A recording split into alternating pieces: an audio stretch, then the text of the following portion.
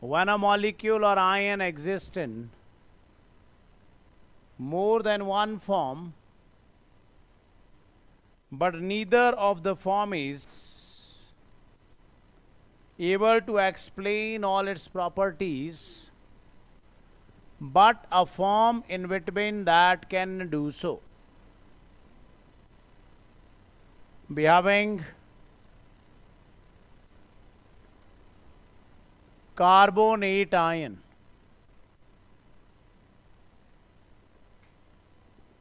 Carbonate ion is sp2 hybridized with 2 negative charge on 2 oxygens,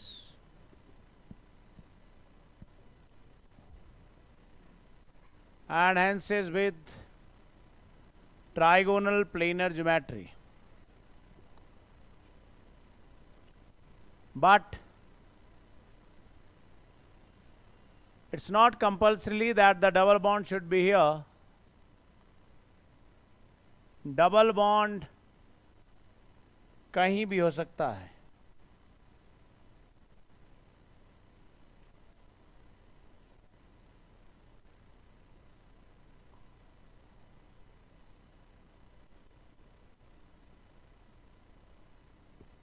यहां double bond बन गया, यहां नेगेटिव आ गया.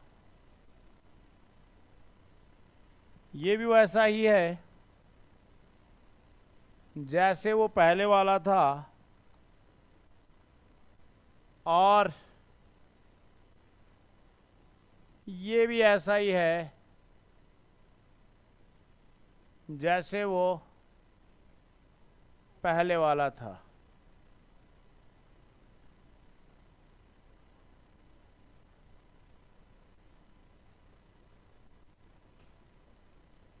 It means this 1, 2, 3, they are the 3 resonating structures जिसमें से कोई एक फिक्स नहीं है. इसलिए हमने कहा कि भाई रेजोनेंसेस व्हेन अ मॉलिक्यूल और ion exist in more than one form, और उसके बीच की जो फॉर्म है दैट इज रेजोनेंस हाइब्रिड.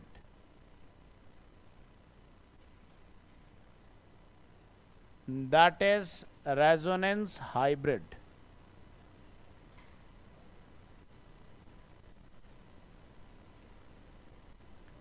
तो रेजोनेंस हाइब्रिड बोलता है कि ये कोई भी बॉन्ड सिंगल नहीं है, पर कोई भी बॉन्ड डबल भी नहीं है. इसलिए जब हम इसका बॉन्ड ऑर्डर निकालते हैं तो लिखते हैं number of bonds in resonance divided by number of resonating structures. तो जिसका बॉन्ड ऑर्डर है वो हम लिख देते हैं कि जो 1.33 है. तो रेजोनेंस तभी होगा जब पाई बॉन्ड होगा. So no pi bond, no resonance, except single molecule who do not have any pi bond still shows resonance due to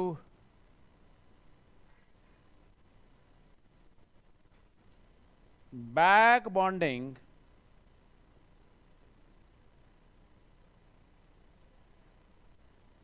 so that BF bond also become partial double, and due to overlap of the empty, almost empty B with almost filled F. Why? Because इसका जो खाली है वो 2p1 है, और जो इसका भरा हुआ है वो 2p5 है. So 2p having equal energy with 2p. Yes or no? So there is back donation. इसलिए मुझे ये कहना है कि यही BF बॉन्ड नहीं है, वो ये भी हो सकता है, वो ये भी हो सकता है। इसलिए मुझे कहना है कि इस BF3 के हालांकि 3 बॉन्ड सिग्मा है, फिर भी इसका बॉन्ड ऑर्डर 1.33 है, फिर भी इसकी बॉन्ड एनर्जी यूजुअल से ज्यादा है, जिसका कारण साफ है कि सिग्मा बॉन्ड होने के बावजूद भी बैक बॉन्डिंग की वजह से वहां रेजोनेंस है। तो ये एक ऐसा सिग्मा बॉन्डेड मॉलिक्यूल है जिसके अंदर रेजोनेंस है। ये आप डबल डबल एरो से ये ना समझें, 2 ओवरलैप से एक पाई बनता है। तो अगर आप इस BF बॉन्ड को पार्शियल डबल बना रहे हो तो ये भी पार्शियल डबल बन गया, क्योंकि फ्लोरीन तो वहां भी ऐसी है।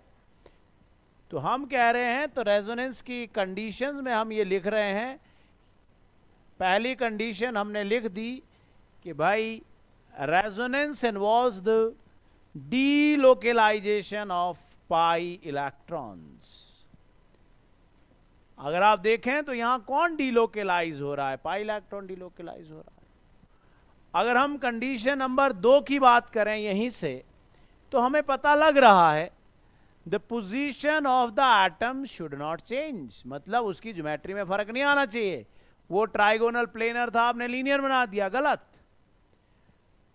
उसके जो बॉन्ड्स हैं उनकी डायरेक्शन में कोई फर्क नहीं आना चाहिए, उसकी ज्योमेट्री में कोई फर्क नहीं आना चाहिए, सिर्फ फर्क आना चाहिए पाई बॉन्ड की पोजीशन का। अगली बात इंपॉर्टेंट, उसके ऊपर कितने इलेक्ट्रॉन्स हैं आयन के ऊपर, वो सेम रहने चाहिए। ऐसा नहीं कि रेजोनेटिंग स्ट्रक्चर बनाते बनाते नंबर ऑफ इलेक्ट्रॉन्स बढ़ गए या घट गए। अगर पहले में कोई चार्ज है तो सब में वही चार्ज होना चाहिए। दूसरी बात, इंपॉर्टेंट बात, अगर कोई रेजोनेंस देता है और रेजोनेंस देते हुए वो न्यूट्रल रहता है, न्यूट्रल रहता है का मतलब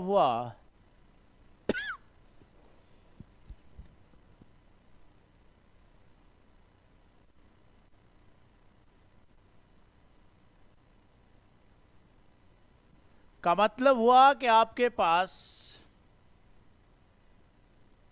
ये बेंजीन है। हमने कह दिया कि रेजोनेंस के लिए प्लेनरिटी होना जरूरी है, सब बॉन्ड एक जैसे होने चाहिए। तो ये बॉन्ड इधर गया और ये बॉन्ड इधर गया और ये बॉन्ड इधर गया। जब ऐसा हुआ तो उसकी एक और फॉर्म बनी और वो फॉर्म है ये। तो ना ही तो बेंजीन ये है, ना ही बेंजीन वो है जो सारी प्रॉपर्टीज बता सके, पर एक्चुअली में बेंजीन ये है। तो इस साइकिल का मतलब हुआ कि पाई बॉन्ड लगातार डीलोकेलाइज्ड है, लगातार वो रेजोनेंस में है। इसका मतलब हुआ कि यहां कौन है H, यहां कौन है H, ये भी कौन है H, ये भी कौन है H। इसको तो कुछ नहीं हो रहा है, क्योंकि हाइड्रोजन थोड़ी ना 2 बॉन्ड बना सकता है। अगर किसी को कुछ हो रहा है तो वो हो रहा है यहां, इस जैसी इन कार्बन्स पर इनमें भी क्या हो रहा है, जब हम बॉन्ड ऑर्डर निकालते हैं तो हम पर एटम के बेसिस पर उसको निकालते हैं। तो अगर आप देखें तो इन 6 के 6 कार्बन में से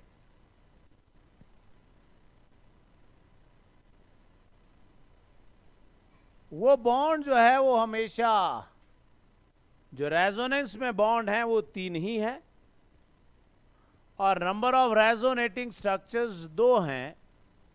इसलिए अगर हम इस बेंजीन के बॉन्ड ऑर्डर की बात करें तो वो 1.5 है, जो साफ बता रहा है कि हर कार्बन कार्बन के बीच में एक बॉन्ड है। साफ बता रहा है कि कार्बन के बीच में, कार्बन कार्बन के बीच में 2 बॉन्ड तो है ही नहीं। जो 2 बॉन्ड आ रहे हैं वो हर तीसरे स्ट्रक्चर में आ रहे हैं, का मतलब ऑल्टरनेट में आ रहे हैं, एक को छोड़कर। का मतलब हुआ 50% कंट्रीब्यूशन है। That's why the bond order is 1.5। तो इस तरह का जहां भी कहीं न्यूट्रल मॉलिक्यूल रेजोनेंस शो करेगा, उसके जो रेजोनेटिंग स्ट्रक्चर्स होंगे वो रेजोनेटिंग स्ट्रक्चर ज्यादा स्टेबल होंगे किसी आयन से। तो हम एक बहुत बड़ी बात कर रहे हैं एप्लीकेशन पार्ट के लिए कि कहीं न्यूट्रल हुआ भाई, वो ज्यादा स्टेबल होगा। फिर उसके बाद स्टेबिलिटी में आएगा कि कहीं सिंगल चार्ज है, या तो नेगेटिव है या फिर पॉजिटिव है। नेगेटिव कहां? इलेक्ट्रोनेगेटिव एटम के ऊपर। और पॉजिटिव कहां? इलेक्ट्रो पॉजिटिव एटम के ऊपर। अगर वाइस से वर्षा हुआ, कहानी बदल गई। एक इलेक्ट्रोनेगेटिव एटम के ऊपर positive charge means highly unstable. समझ रहे हो या नहीं? एक इलेक्ट्रो पॉजिटिव एटम के ऊपर नेगेटिव चार्ज, अनस्टेबल। एक इलेक्ट्रोनेगेटिव के ऊपर पॉजिटिव चार्ज, अनस्टेबल। उससे भी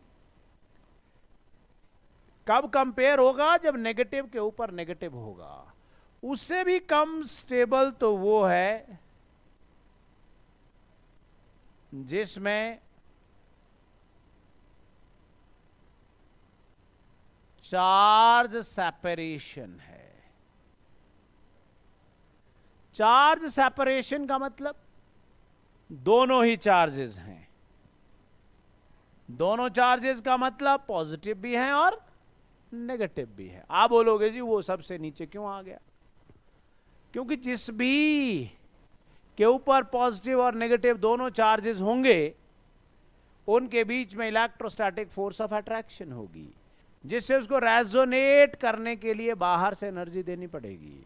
इसलिए हम ये कह रहे हैं कि जिसके ऊपर दोनों चार्जेस होंगे उसकी स्टेबिलिटी सबसे कम होगी। So this is the decreasing order of stability.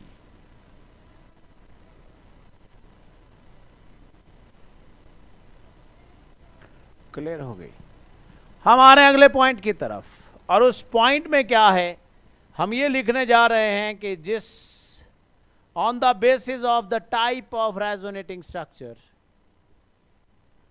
on the basis of the type of resonating structure, मैं ग्रुप की बात नहीं कर रहा हूं, on the basis of the resonating structure which you draw, they fall into 2 categories. One is अभी अभी जो आपने किया, the name was carbonate ion, or let us take into consideration the acetate ion. This acetate ion, आप acetate ले रहे हो या आप कार्बोनेट ले रहे हो, दोनों सेम ही है। मैं एसीटेट को अलग से कंपेयर करूंगा। आपने इसके जितने भी रेजोनेटिंग स्ट्रक्चर्स बनाए, नेगेटिव चार्ज किसके ऊपर था? ऑक्सीजन के ऊपर। तो अगर कोई चार्ज एक ही एटम के ऊपर रेजोनेट करता है, उसको हम कहते हैं equivalent resonating structures. That we call as equivalent resonating structures.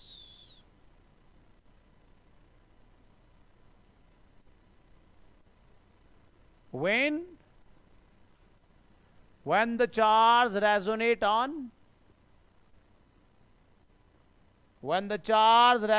on same type of atom, they are called equivalent resonating structure. Am I right? पर अगर चार्ज डिफरेंट एटम के ऊपर रेजोनेट करता है, we having this, and this is called what? This is called phenate ion. Phenol से बना है, phenol का कॉन्जुगेट बेस है भाई, फिनेट आयन. हमने कहा कि किसी के ऊपर लोन पेयर है या नेगेटिव चार्ज है, they will always show plus R effect, और सरप्राइजिंगली उसका इंडक्टिव इफेक्ट भी प्लस आई इफेक्ट है.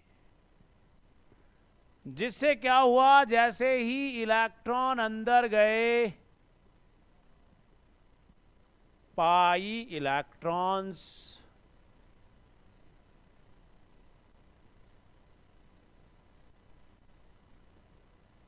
क्लियर हो गया.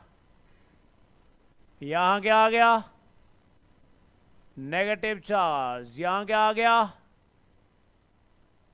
आ गया ऐसा. वो नेगेटिव चार्ज जो पहले ऑक्सीजन के ऊपर था, अब वो कार्बन के ऊपर आ गया, और फिर वो उस के अंदर रेजोनेट करने लगा. देख रहे हैं आप फिनेट के रेजोनेटिंग स्ट्रक्चर्स. इसका मतलब फिनेट के रेजोनेटिंग स्ट्रक्चर जो हैं वो नॉन इक्विवेलेंट हैं. जब ये नेगेटिव यहां पहुंचा,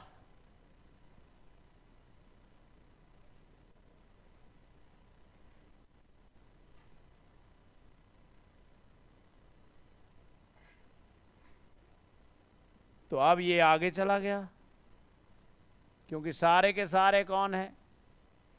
प्लेनर हैं. जब ये यहां पहुंचा,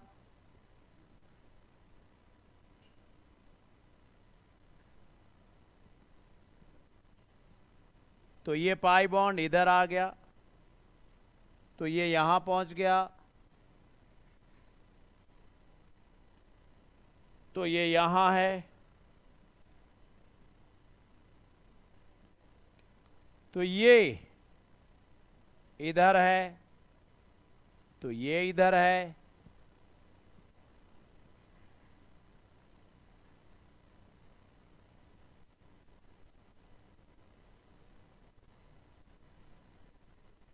और वो वापस पहुंच गया. यस और नो? तो अगर हम देखें तो फर्स्ट और लास्ट में सिर्फ पाई बॉन्ड की शिफ्टिंग है. तो अगर देख रहे हैं आपके इन 5 स्ट्रक्चर्स में 2 बार ऐसा हुआ है, फर्स्ट और लास्ट सेम है, नेगेटिव चार्ज ओ के ऊपर है, और 3 ऐसे स्ट्रक्चर हैं जब वही नेगेटिव चार्ज कार्बन के ऊपर है. अभी अभी बोला आपने, इलेक्ट्रोनेगेटिव एटम है तो नेगेटिव चार्ज उसके ऊपर होना चाहिए. इसका मतलब हुआ अगर एक ही तरह की एटम के ऊपर है तो इक्विवेलेंट है. इसका मतलब हुआ ये जो फिनेट है, it's resonating structures are non equivalent.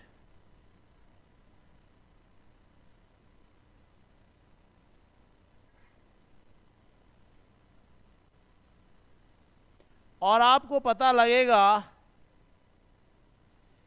कि नॉन इक्विवेलेंट ज्यादा होते हैं और इक्विवेलेंट कम होते हैं. हमें बोला गया कि एसीटेट के रेजोनेटिंग स्ट्रक्चर बनाएं, हमने कहा एसीटेट के बना देते हैं भाई, ये एसीटेट है, this will go here, this will go here. इसका मतलब एसीटेट के रेजोनेटिंग स्ट्रक्चर जो हैं वो इक्विवेलेंट है।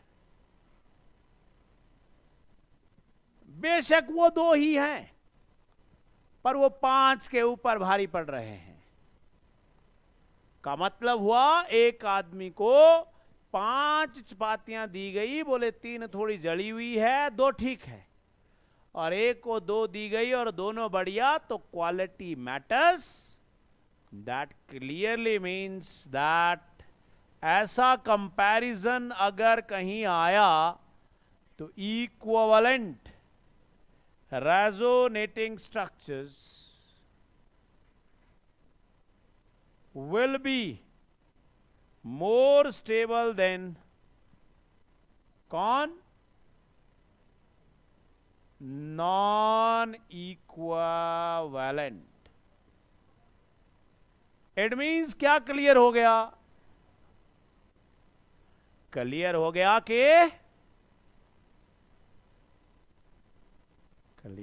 कि देख लो, क्लियर हो गया कि acetate is more stable than फीनेट।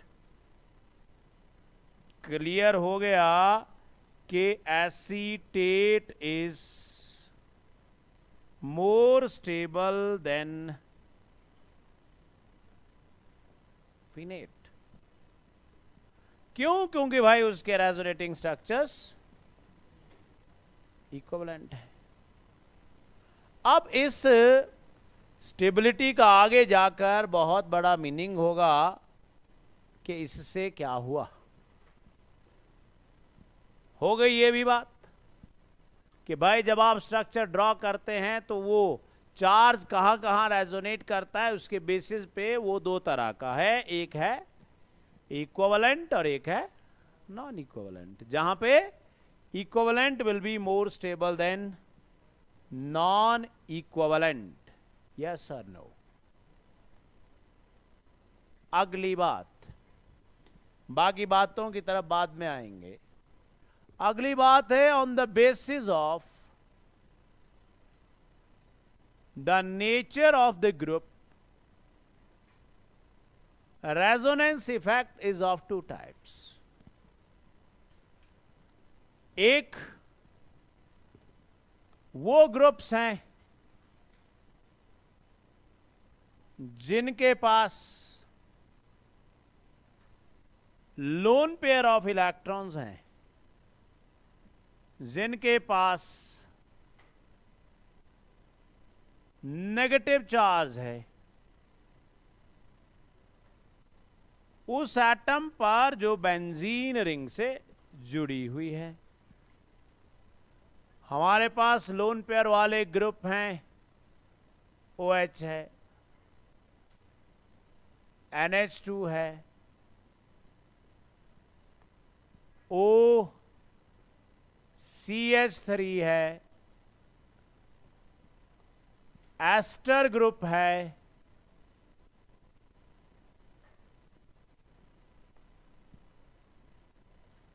NH negative है,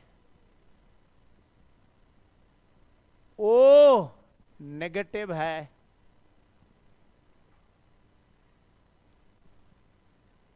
और हैलोजन्स हैं। All halogens when they attach to benzene ring, they shows plus R effect. As we know that any electronegative atom, that will always show minus I effect. So when these groups they are present on the ring, they shows 2 types of effect. One is the resonance effect and the another is the inductive effect. NH2 के ऊपर lone pair है, that shows plus R effect. अगर वो resonance cyclic हो, that is called मीजोमैरिज्म. और मीजोमैरिज्म का हर step resonance कहलाता है. इसलिए हमने कहा कि एरोमेटिसिटी के लिए मीजोमैरिज्म जरूरी है, या ये कहें कि रेजोनेंस इन साइकिल होना चाहिए. इन सब ग्रुप्स में दो तरह के इफेक्ट्स हैं, इंडक्टिव इफेक्ट भी है और रेजोनेंस इफेक्ट भी है.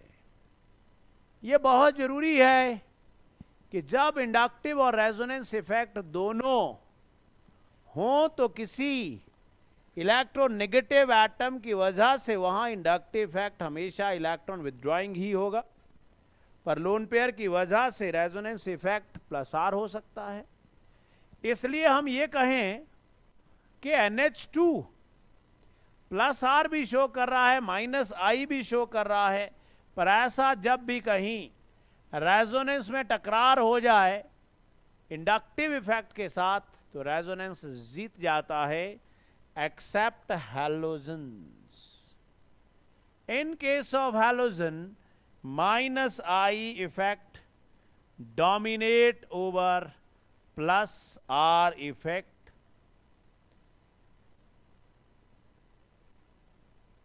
माइनस आई मीन्स इलेक्ट्रॉन लेना, विथड्रॉ करना. That's why the halogens, they are called electron withdrawing groups. And these all groups who shows plus R effect, they are called electron releasing groups. And these electron releasing groups, they make the benzene ring rich, but where we will see when we will draw the resonance. The most important here is to mention that the nature of reaction of benzene is electrophilic substitution reaction. The reason being is that benzene having pi bond and that behave like Lewis base, so it is attacked by the electrophile, but not addition, because by addition the aromaticity will be lost, so it will be only showing substitution. And this ring shows different effects depending upon the group. If the group is electron releasing plus R, the ring will be showing minus R. The ring will act as electron withdrawing and the group will act as electron releasing. If we see the resonance here, this will go here and this will go here. And as a result of this, when we will draw the resonating structures, this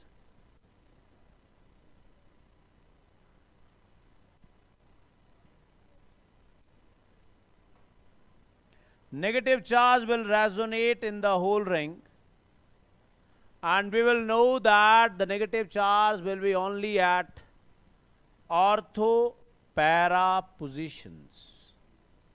Means thereby that it is the ortho para positions which become electron rich when the electron releasing group is attached to the benzene ring, that clearly give the message that the incoming electrophile either will attack on the ortho position or will attack on the para positions. Thus these groups, they are said to be ortho para directing. So all these groups, they are ortho para directing groups. These groups, they make the ortho para positions rich and hence activate the benzene ring for the attack of electrophile at ortho para positions Thus, these groups, they are called activating groups.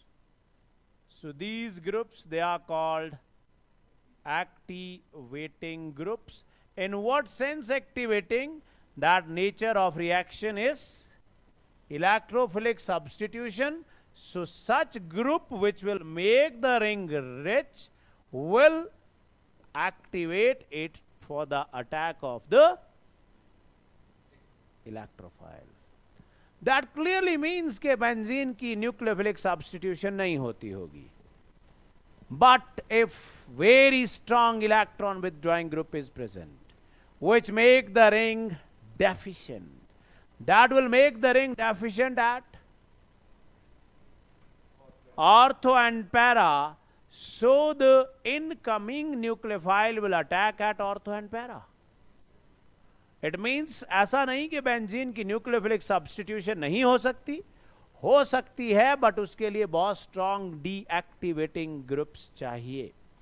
तो इन सारे groups में अगर हम देखें तो ortho para पे ही richness आ रही है. So they are called ortho para directing groups. अगर हम पर्टिकुलरली हैलोजन्स की बात करें, in case of halogens, as they are thought to be the most electronegative elements, in their cases minus I dominate over plus R. Minus I dominate over plus R effect. का मतलब हुआ minus आई कह रहा है कि इस ring से electron ले लो, प्लस आर कह रहा है नहीं नहीं यार दे दो. अब ये कश्मकश चली हुई है, दे दें कि ले लें. एक ऐसा इफेक्ट जो सिर्फ एक्सटर्नल रिएजेंट की प्रेजेंस में होता है, उस इफेक्ट को हम कहते हैं इलेक्ट्रोमैरिक इफेक्ट.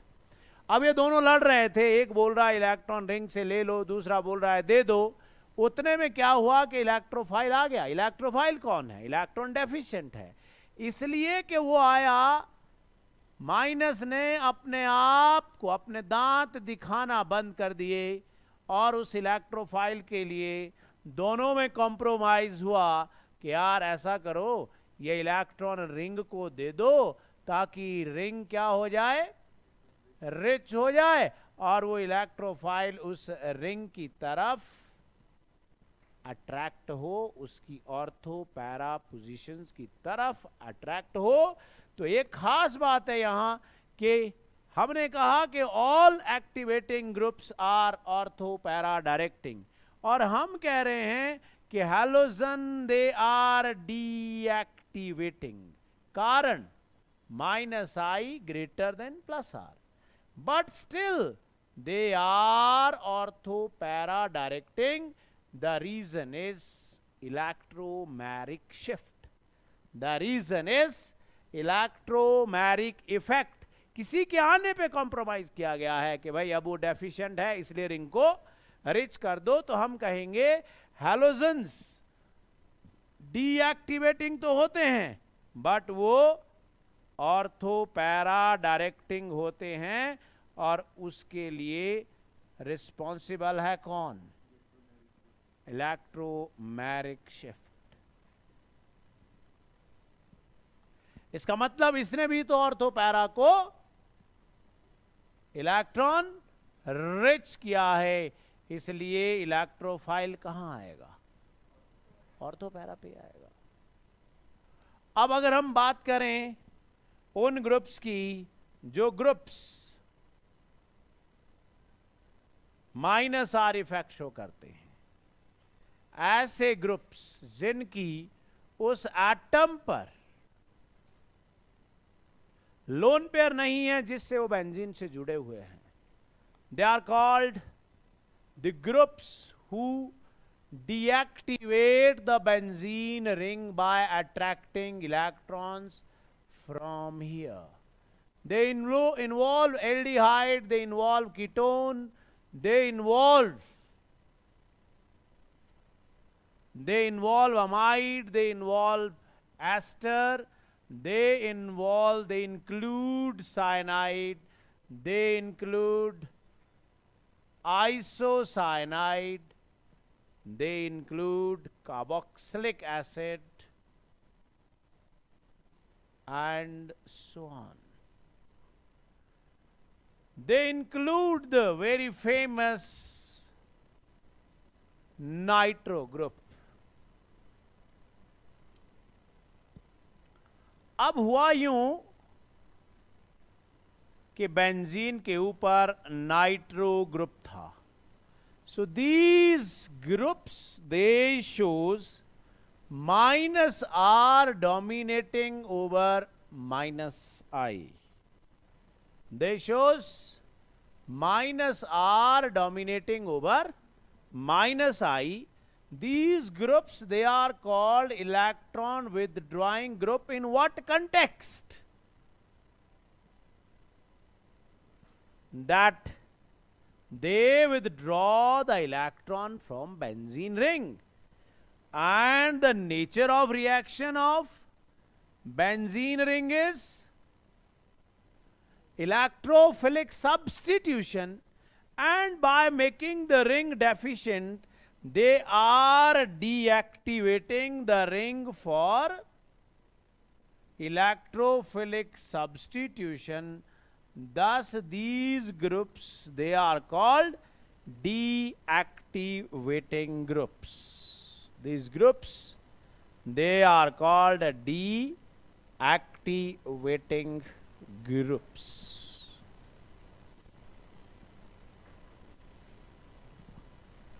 क्लियर हो गया? अब हुआ यूं कि या तो नाइट्रो ऐसा है या फिर कोऑर्डिनेट बॉन्ड की मुंडी काट दो. मुंडी काटोगे तो यहां नेगेटिव तो यहां पॉजिटिव डालना पड़ेगा. पॉजिटिव डालना पड़ा इसलिए क्योंकि कोऑर्डिनेट बॉन्ड की डायरेक्शन बाहर को थी, ओ की तरफ थी.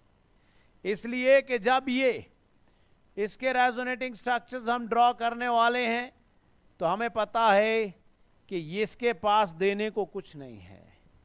It means now this group will be showing minus R dominating over minus I, and this pi bond will shift here. When this pi bond will shift here, what will happen to the benzene ring? It will become deficient at ortho and para positions.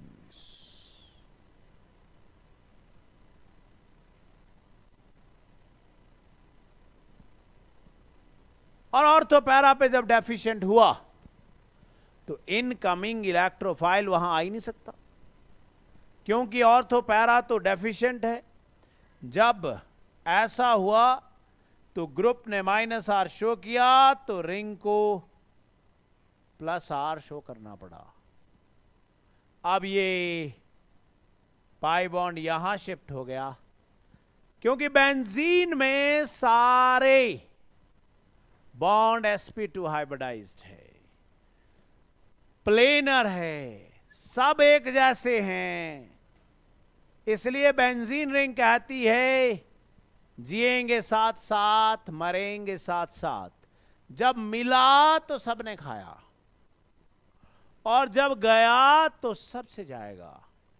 It means यहां अगर हम देखें तो यहां सबसे ज्यादा deficiency ortho para पर होगी. So the incoming electrophile will attack at meta position. So these groups, they are said to be meta directing groups.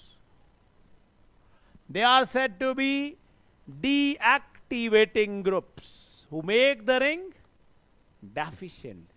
It means it is these groups who can somehow, if they will show strong electron withdrawing groups, so these are the groups who may lead to nucleophilic substitution. But where? At ortho-para position. Nucleophile कौन है? Negatively charge. तो deficiency कहां है? Ortho और para पे, इसका मतलब अगर वहां न्यूक्लियोफिलिक सब्स्टिट्यूशन होती है, so they will direct the nucleophile towards ortho para positions. Yes or no? It means हमने ये कर लिया कि किस तरह से ग्रुप का नेचर रिंग को कभी रिलीजिंग तो कभी विथड्रॉइंग बना देता है. इसका मतलब हुआ बेंजीन रिंग तो बिन पैंदे का लोटा है. किसी ने इलेक्ट्रॉन दे दिए तो ले लिए, और किसी ने इलेक्ट्रॉन ले लिए तो दे दिए, और अगर दे दिए तो ले लिए. Yes or no? So now we having is the next application of resonance, and that is how resonance affect the acidic strength. It's very important one. So the theory which we will be applying here is the same as we did in +1, the very important theory, and that theory is Lowry-Bronsted acid-base theory. That is Lowry-Bronsted acid-base theory.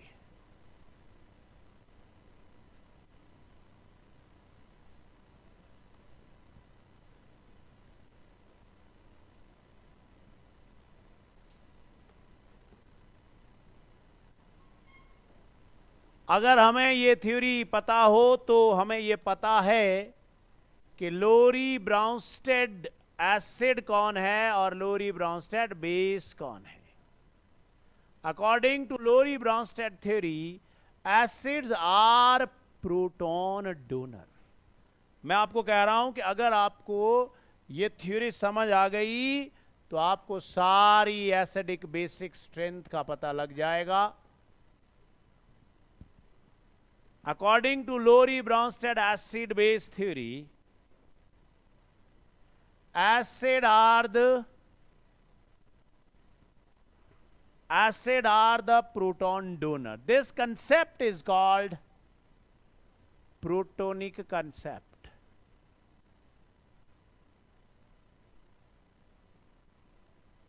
Protonic concept means जो proton दे वो acid और जो proton ले वो base. का मतलब हुआ protophilic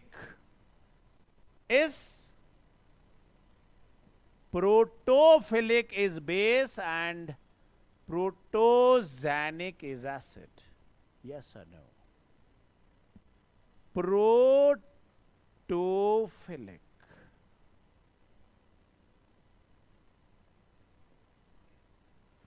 Protophilic are proton loving, and protogenic are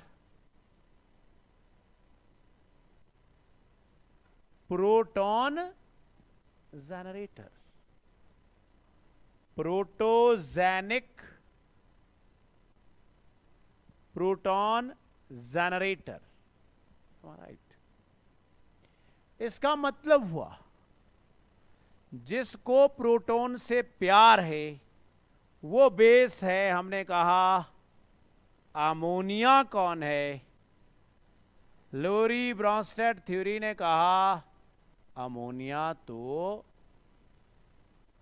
लोरी-ब्रॉन्स्टेड base है क्योंकि वो H पॉजिटिव को एक्सेप्ट करता है.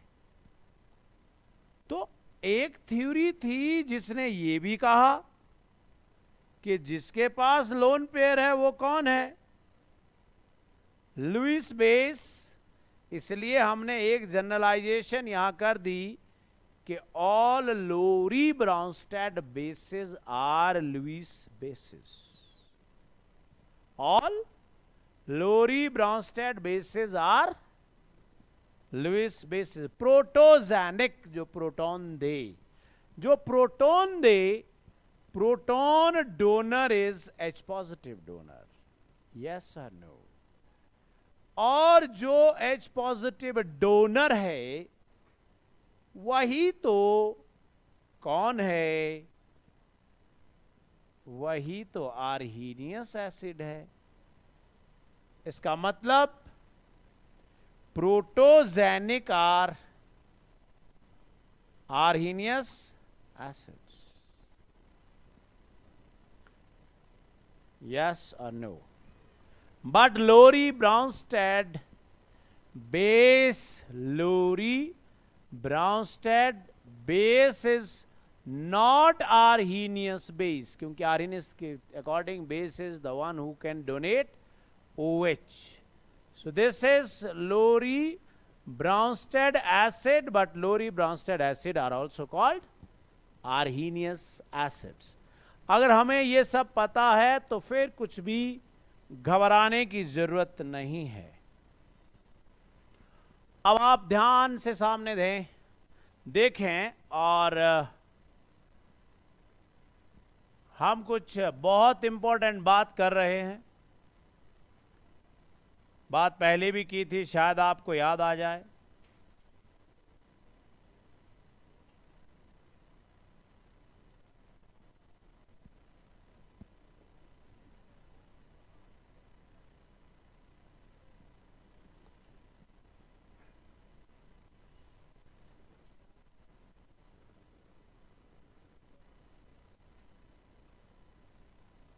हमें बोला गया कि आप इन चारों एसिड्स को decreasing order of acidic strength में अरेंज करें।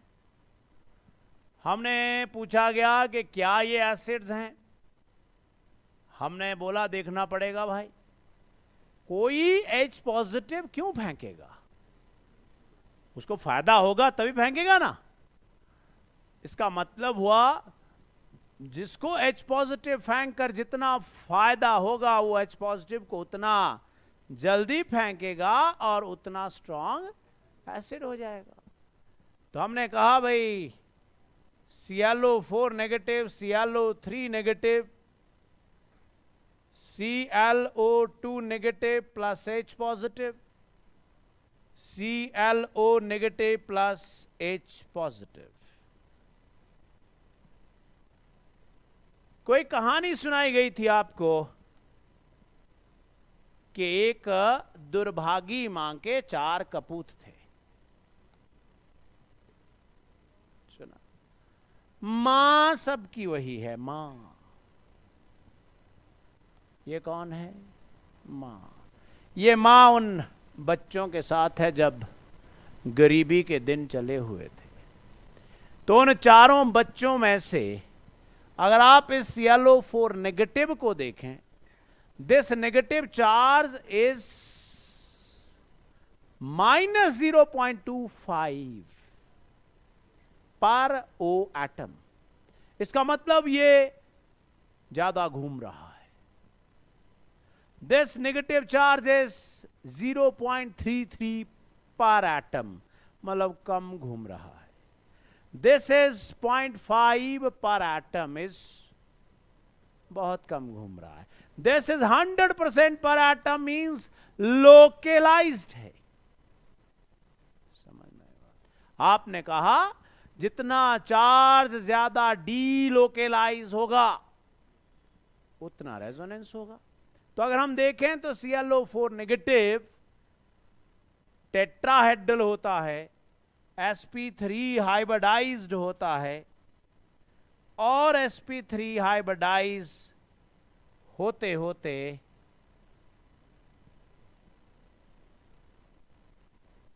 ये नेगेटिव चार्ज 4O के ऊपर रेजोनेट करता है। जब ये 4O के ऊपर रेजोनेट करता है का मतलब साफ हो गया कि इसके बहुत रेजोनेटिंग स्ट्रक्चर्स होंगे, 4 होंगे। इसका मतलब ये कॉन्जुगेट बेस सबसे स्टेबल है।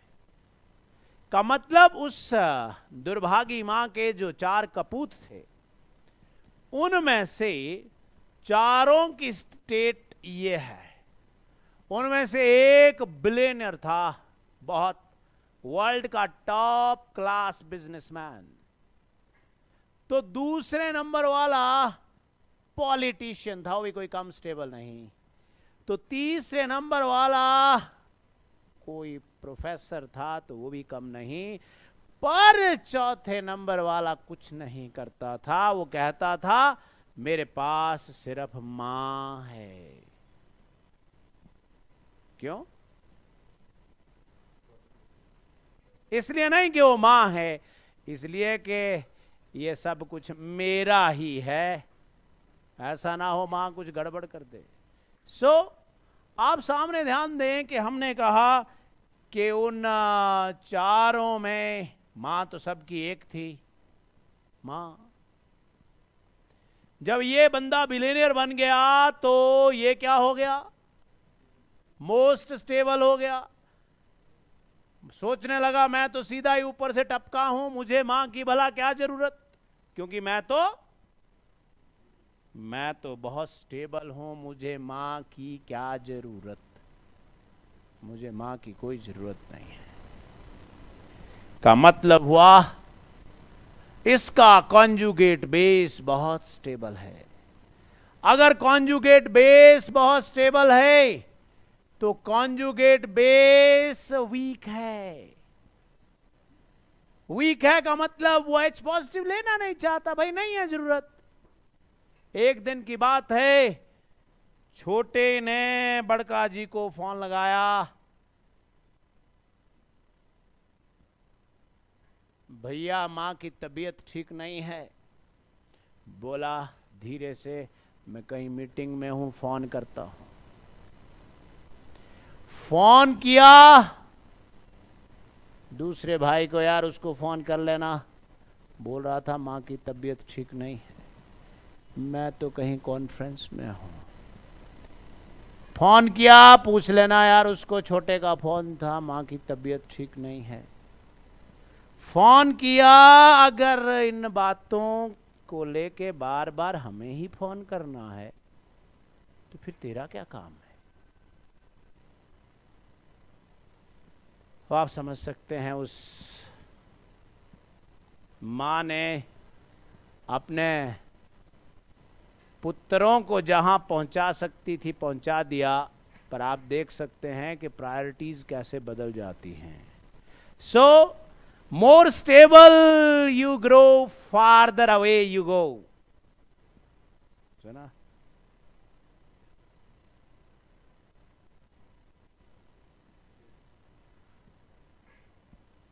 मीन्स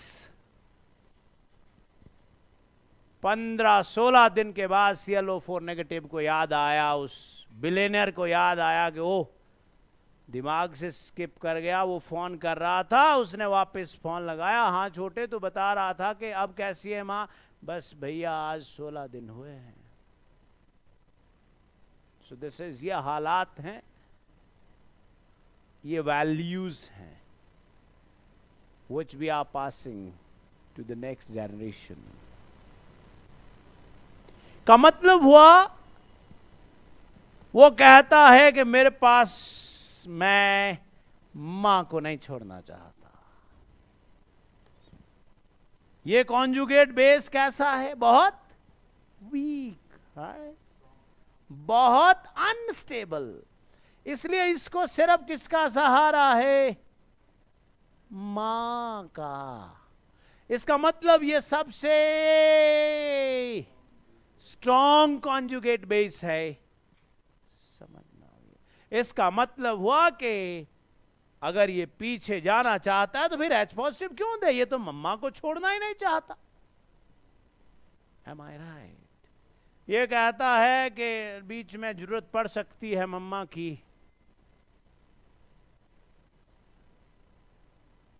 कहता है कोई जरूरत नहीं है मुझे किसी की भी। ये कहता है कौन मम्मा, कैसी मम्मा, किसकी मम्मा, मैं तो ऐसे ही पैदा हुआ था। इसका मतलब साफ हो गया। मैंने कहा कि एक दुर्भागी मां के 4 कपूत थे, सुन लीजिए ढंग से। एक माँ ने बिलियनर बना दिया, तो एक पॉलिटिशियन बना दिया, तो एक प्रोफेसर बना दिया, तो एक को बेचारी कुछ नहीं बना पाई। सुना? तो जो बिलियनर बना वो मोस्ट स्टेबल है, उसका कॉन्जुगेट बेस स्टेबल है। बोलता कौन माँ, कैसी माँ, मुझे तो जरूरत नहीं है। सो जिसका कॉन्जुगेट बेस सबसे स्टेबल, वो कॉन्जुगेट बेस सबसे वीक। तो एक कहता कि मेरे पास तो कुछ नहीं, सिर्फ मां है। इसलिए नहीं कि वो मां है, बल्कि इसलिए कि मां का सब कुछ है, इसलिए मेरा सब कुछ है। आप समझिए किस तरह से वैल्यूज बढ़ रही हैं। का मतलब हुआ इन सब में ये है वो धुरंधर बेटा, बिलियनियर, मोस्ट स्टेबल। ये है दूसरे नंबर का, ये है तीसरे नंबर का, और ये है चौथे नंबर का। तो जिसका कॉन्जुगेट बेस जितना स्टेबल, उसका कॉन्जुगेट बेस उतना वीक, और उसका एसिड उतना स्ट्रॉन्ग। समझ में आ गई बात? इसका मतलब साफ हो गया कि अगर हम इस बात को देखें कि किसी एसिड की strength, acidic strength is directly proportional to conjugate base stability. Directly proportional to conjugate base stability.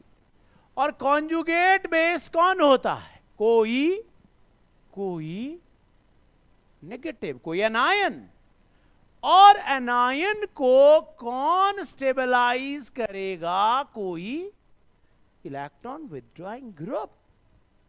और जितना स्टेबल कॉन्जुगेट बेस होगा, कहता कौन मां, कैसी मां, मैं तो सीधा ऊपर से आया हूं, का मतलब हुआ उसका कॉन्जुगेट बेस उतना वीक होगा। यस और नो? और conjugate base strength is directly proportional two electron releasing group. Am I right? Strength मतलब कौन कितना रिच है। रिच है। विथड्रॉइंग ग्रुप की बात करूं तो विथड्रॉइंग ग्रुप की बात करूंगा वो ग्रुप्स जो प्लस आर शो कर रहे हैं, सॉरी माइनस आर शो कर रहे हैं। और रिलीजिंग की बात करूंगा तो वो ग्रुप जो प्लस आर शो कर रहे हैं। यस और नो? इसका मतलब आगे पूरी एसिडिक स्ट्रेंथ के लिए अगर आपकी कोई हेल्प कर सकता है तो वो ये है। ये हर चीज का सल्यूशन इसके अंदर है। इसका मतलब अगर आपको कोई एसिड स्ट्रांग बनाना है, उसके साथ कोई विथड्रॉइंग ग्रुप लगा लो। कोई कॉन्जुगेट बेस स्ट्रांग बनाना है, कोई रिलीजिंग ग्रुप लगा लो। किसी एनायन को स्टेबलाइज करना है, एनायन कौन है? रिच, तो कोई विथड्रॉइंग ग्रुप लगा लो। किसी कैटायन को स्टेबल करना है, कैटायन कौन है? डेफिशिएंट, तो कोई रिलीजिंग ग्रुप लगा दो। इसका मतलब आगे जो भी कुछ होगा सब इसी के बेस होगा। इसलिए पहला क्वेश्चन इस एप्लीकेशन का आया, पूछा गया, is it that acetic acid is acid? पूछ रहा है कि क्या एसिटिक एसिड एसिड है। हमने कहा भाई हम पहले एसिटिक एसिड को पूछ लेंगे कि उसको एज इट इज कोई प्रॉब्लम तो नहीं है। फिर हम उसको पूछेंगे कि तू अपना H पॉजिटिव दे दे, और देने के बाद पूछेंगे कि उसको कोई फायदा तो नहीं हुआ। अभी क्या कहा कि is it that acetic acid is acid, मतलब पूछा गया कि क्या वो एसिड है। हमने कहा अभी देखना पड़ेगा, हम देख लेते हैं। हमने कहा अगर ये एसिटिक एसिड है, ये कार्बन की हाइब्रिडाइजेशन क्या है, तो इस ऑक्सीजन की भी क्या है, और उसके ऊपर क्या है, तो उसका इफेक्ट क्या है, ग्रेटर देन -I। तो हमने देखा कि अगर वो एसिटिक एसिड है तो भाई वो कैसे रह रहा है, उसका जीवन यापन कैसे चल रहा है। हमने देखा, पाया कि यहाँ नेगेटिव चार्ज है, देखा कि एसिटिक एसिड के अंदर भी रेजोनेंस है। वो एसिटिक एसिड भी दो फॉर्म में एग्जिस्ट कर रहा है, यस और नो। अब हमने देखा भाई इसके पास जब रेजोनेंस था तो इसको H पॉजिटिव दे के कुछ फायदा हुआ या घाटा हुआ, देख लेते हैं। तो हमने देखा कि जब उसने अपना H पॉजिटिव फेंक दिया तो H पॉजिटिव फेंकने के बाद क्या हुआ, is CO negative and is this. इससे क्या हुआ कि इसमें भी रेजोनेंस है, पर अगर हम कंडीशंस देखें तो कंडीशंस कहती हैं here it is charge separation, there are two opposite charges and there is only single charge. और स्टेबिलिटी ऑर्डर में हमने कहा था single negative charge on electronegative atom is more stable. इसलिए हमने कह दिया कि देखो भाई ये H पॉजिटिव दे दे। जब H पॉजिटिव दे रहा है ये एसीटेट बन रहा है, एसीटेट बन रहा है and acetate is more stable then acetic acid, क्योंकि एसिटिक एसिड में दो चार्जेस हैं और अगर उसने H पॉजिटिव दे दिया तो वहां एक चार्ज आ गया। का मतलब साफ हो गया कि एसीटेट जो एक कॉन्जुगेट बेस है स्टेबलाइज्ड बाय रेजोनेंस, का मतलब कॉन्जुगेट बेस स्टेबल है, इसलिए वीक है तो उसका एसिड, इसलिए हम कहेंगे जी एसिटिक। उसने पूछा कि एसिटिक एसिड एसिड है, हमने कहा हाँ भाई है, क्योंकि उसको H पॉजिटिव देने से फायदा हो रहा है, तो वो क्यों ना दे। हर चीज इस दुनिया में स्टेबिलिटी के लिए होती है और जब स्टेबिलिटी मिल रही है तो भाई ले लो। अगले क्वेश्चन में उसने पूछा क्या फिनोल एसिडिक है, पूछा गया क्या फिनोल एसिडिक है। फिनोल के एक्वस सॉल्यूशन को हम कहते हैं कार्बोलिक एसिड। पूछा गया क्या फिनोल एसिडिक है, हमने देखा कि फिनोल के O के ऊपर लोन पेयर है कि नहीं है।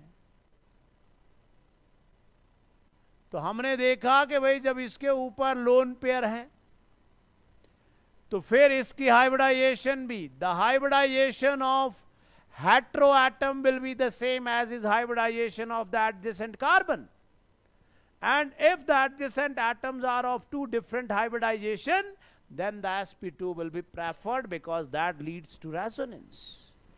It means पूछा गया क्या फिनोल एसिडिक है, हमने बोला फिनोल के पहले अपने हालात कैसे हैं उनको तो देख लें। जब हमने देखा तो फिनोल रेजोनेंस के बाद कुछ ऐसा हो चुका था।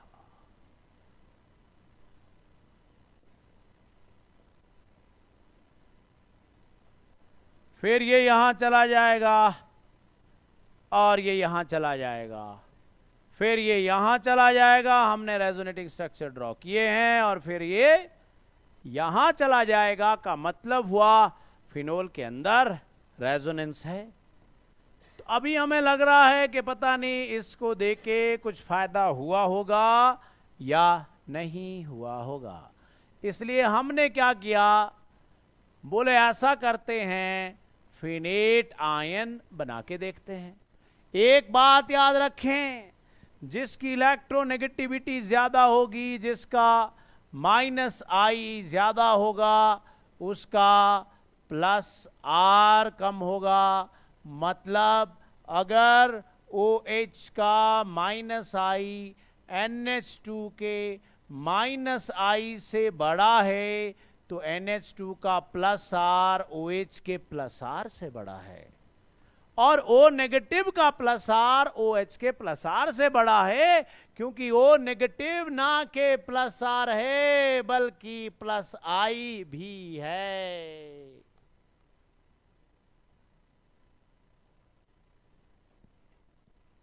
क्लियर हो गया? It means this will go here and this will go here. ये कौन है? ये फिनेट आयन है। इसका मतलब हुआ फिनेट का O नेगेटिव रिंग को OH से ज्यादा रिच करता है, क्योंकि उसका प्लस आर स्ट्रांग है। इट मीन्स आगे अगर हम कहीं फिनेट की इलेक्ट्रोफिलिक सब्स्टिट्यूशन करेंगे तो उसका रेट फिनोल की इलेक्ट्रोफिलिक सब्स्टिट्यूशन से फास्ट होगा भाई। इसका मतलब जब फिनेट ने रेजोनेंस दिखाया तो हमने कहा यहां आ गया नेगेटिव चार्ज भाई। जब नेगेटिव चार्ज यहां आ गया, यहां है जी पाई बॉन्ड, यहां भी है पाई बॉन्ड, ये गया इधर, ये गया इधर, ये गया इधर, अभी अभी हम ड्रॉ करके फारिग हुए हैं। तो हमने कहा यार इसको तो H पॉजिटिव दे देना चाहिए, क्योंकि फिनोल के स्ट्रक्चर में चार्ज सेपरेशन है, फिनेट में नहीं है। इसका मतलब साफ हो गया कि फिनोल इज एसिडिक। साफ हो गया कि phenate is more stable than phenol. And अगर उसका कॉन्जुगेट बेस स्टेबल है तो उसका कॉन्जुगेट बेस वीक है, नहीं जाना चाहता, इसलिए उसका एसिड। बट अब कहानी आई, पूछा गया अगला क्वेश्चन। अगले क्वेश्चन में यह पूछा गया कि ये बताओ कि फिनोल ज्यादा एसिडिक या एसिटिक एसिड ज्यादा एसिडिक। इसका मतलब वो खुद ही बोल रहा है कि दोनों एसिड हैं। इसका मतलब प्रूव करने की जरूरत नहीं है कि वो एसिड नहीं है, वो पूछ रहा ज्यादा एसिडिक कौन है। इसका मतलब हमें उन दोनों के कॉन्जुगेट बेस को कंपेयर करना होगा, जो हम कंपेयर कर चुके हैं। बोला गया कि एसिटिक एसिड और फिनोल में कौन ज्यादा एसिडिक होगा। मैंने कहा भैया एसिटिक एसिड के रेजोनेटिंग स्ट्रक्चर नहीं देखेंगे, अब हम देखेंगे एसीटेट के, क्योंकि बोल दिया एसिडिक है, और एसीटेट के रेजोनेटिंग स्ट्रक्चर इक्विवेलेंट हैं, जबकि फिनेट के रेजोनेटिंग स्ट्रक्चर्स नॉन इक्विवेलेंट हैं। It means CH3 COO negative is more stable than finate and hence जिसका कॉन्जुगेट बेस ज्यादा स्टेबल उसका एसिड ज्यादा acidic. It means acetic acid is stronger acid than phenol. समझ में आ गया? पूछा गया कि आप जो है एसिटिक एसिड को पर एसिटिक एसिड के साथ कंपेयर करें। किसके साथ? पर मतलब एक और O। तो हमने बोला अच्छा जी एसिटिक एसिड कौन है भाई? एसिटिक एसिड ये है जो ऊपर लिखा हुआ है। पर एसिटिक एसिड मतलब एक और O, पेरोक्साइड बॉन्ड। अगर आप इस ऑक्सीजन की हाइब्रिडाइजेशन बता पाएं तो आपके लिए अच्छा होगा कि सही कहें कि ये sp3 है, ये कार्बन से बहुत दूर है। इसका मतलब हुआ इसमें रेजोनेंस है ही नहीं। इसका मतलब हुआ acetate is more stable then पर एसीटेट। इट मींस एसीटेट में तो भैया रेजोनेंस है, पर एसिटेट में नहीं है, इसलिए हमने कह दिया acetic acid is stronger acid than पर एसिटिक एसिड। इसका मतलब आज के बाद हम किसी की एसिडिक स्ट्रेंथ के लिए कॉन्जुगेट बेस को देखेंगे। क्या कॉन्जुगेट बेस स्टेबल है कि नहीं है स्टेबल? समझ में आ गई बात? हमें पूछ लिया गया आप ये बताओ कि अल्कोहल और फिनोल में आप क्या कहते हो, कौन ज्यादा एसिडिक होगा? कोई भी अल्कोहल हमने ले लिया, अल्कोहल कोई भी लेने का मतलब था कोई ROH ले लिया, उस ROH ने बना दिया RO नेगेटिव और बना दिया H पॉजिटिव। क्या RO नेगेटिव के अंदर रेजोनेंस है? R is alkyl group sp3 hybridized. कहां से हो गया रेजोनेंस? जब रेजोनेंस नहीं है तो उसका कॉन्जुगेट बेस अनस्टेबल है, और अनस्टेबल है तो स्ट्रांग है। अगर कॉन्जुगेट बेस स्ट्रांग है तो वो पीछे तो आना चाहता है पर आगे जाने में आनाकानी कर रहा है। इसका मतलब साफ हो गया कि ROH से स्ट्रांग तो फिनोल है, क्योंकि फिनेट के रेजोनेटिंग स्ट्रक्चर कैसे हैं? ज्यादा स्टेबल है। नहीं बोलना नॉन इक्विवेलेंट। नॉन इक्विवेलेंट तब बोलना है जब इक्विवेलेंट से कंपेयर करना है। यहां सिर्फ यह बात बोलनी है phenate shows resonance but phenol do not show resonance, so phenol is more acidic than alcohol. That's why alcohol never give litmus test but phenol give litmus test। समझ में आ गई बात या नहीं आई? हमें बोल दिया गया, क्या कहोगे आप अगर आपको कोई बोले कि CH3SH और CH3OH में किसकी Ka वैल्यू ज्यादा है? Ka मतलब एसिडिक स्ट्रेंथ ज्यादा है। तो हमने क्या किया? दोनों का कॉन्जुगेट बेस बना लिया। इसका कॉन्जुगेट बेस क्या था? CH3S negative. ये कौन था? Methane thiol. तो ये कौन था? मीथेनोल। हमने इसका भी कॉन्जुगेट बेस बना लिया। क्या आपको पता नहीं है, क्या मुझे पता नहीं है कि S की इलेक्ट्रॉन एफिनिटी O से ज्यादा होती है? इसका मतलब this negative charge over here will feel more accommodated. When it is more accommodated, this negative charge is less available for H positive. When this is small in size, the incoming electron is experiencing repulsion. इसका मतलब इसको H positive आराम से attack कर सकता है। मतलब इसका कॉन्जुगेट बेस स्ट्रांग है। इसका मतलब हुआ कि इसका एसिड वीक है। इसका मतलब इसका कॉन्जुगेट बेस वीक है तो इसका एसिड स्ट्रांग है।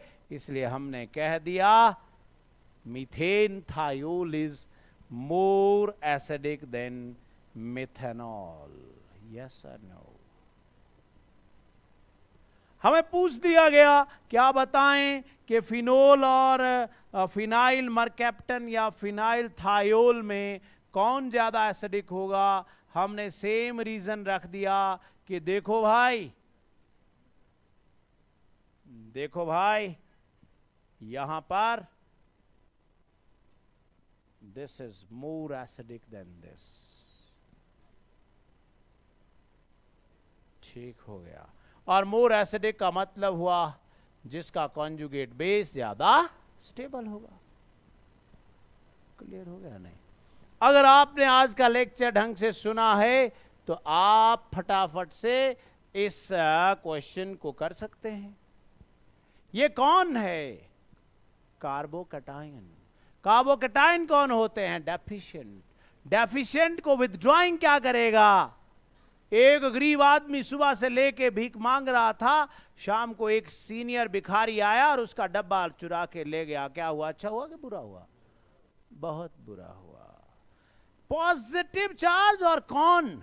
Withdrawing group. अगर आपने देखा हो तो हमने देखा कि रिलीजिंग ग्रुप ने इलेक्ट्रॉन कहां दिए? ऑर्थो पैरा पे इलेक्ट्रॉन डेंसिटी को बढ़ा दिया। अगर देखें तो विथड्रॉइंग ग्रुप ने इलेक्ट्रॉन कहां से लिए? ऑर्थो पैरा पे इलेक्ट्रॉन डेंसिटी तो को घटा दिया। जितने भी रेजोनेटिंग स्ट्रक्चर्स हमने किए उनमें हमने कहीं भी नहीं देखा कि मेटा पे रिचनेस हुई हो या मेटा पे डेफिशिएंसी हुई हो। इसलिए हम साफ लिख सकते हैं कि मेटा पे रेजोनेंस इफेक्ट सबसे वीक होता है, निग्लिजिबल होता है। Resonance at meta position is negligible. Yes, no?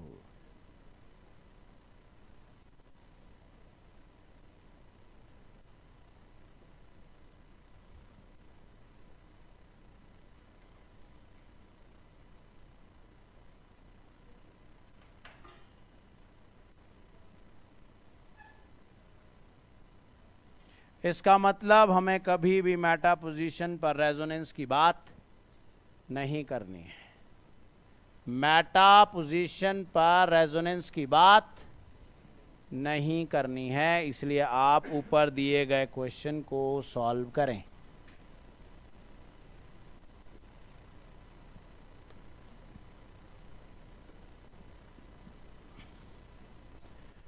हमने देख लिया कि भाई ये NO2 ग्रुप है और ये कौन सी पोजीशन है? पैरा पोजीशन है।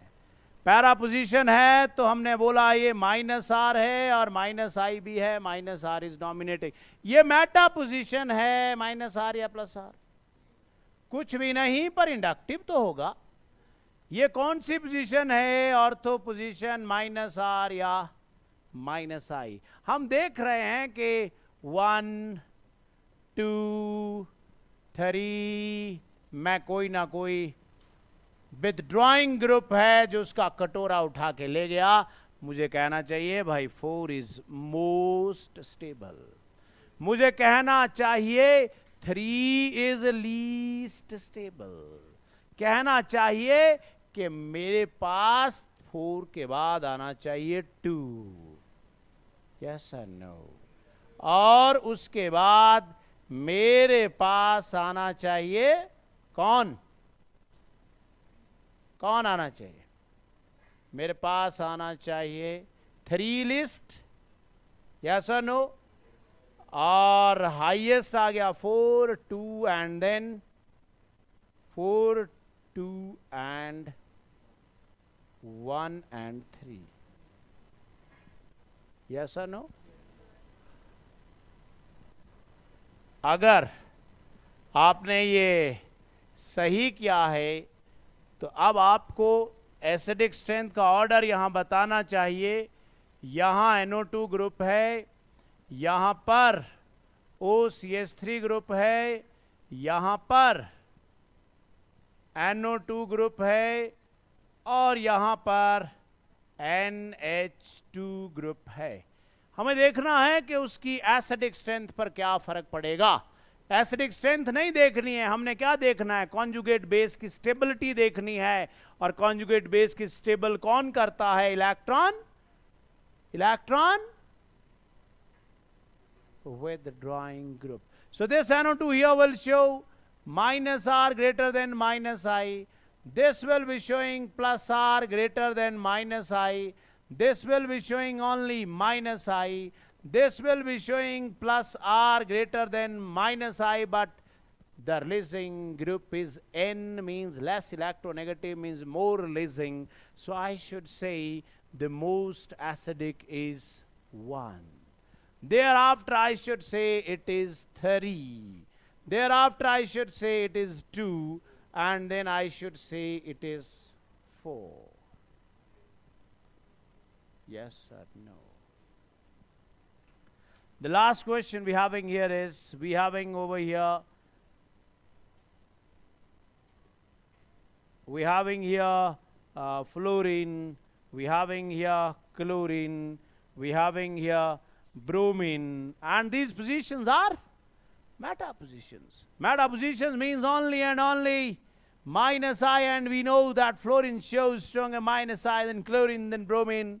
It means I should say the most acidic will be 1, thereafter it will be 2, then it is 3, and 4 is without any group. That will be least acidic.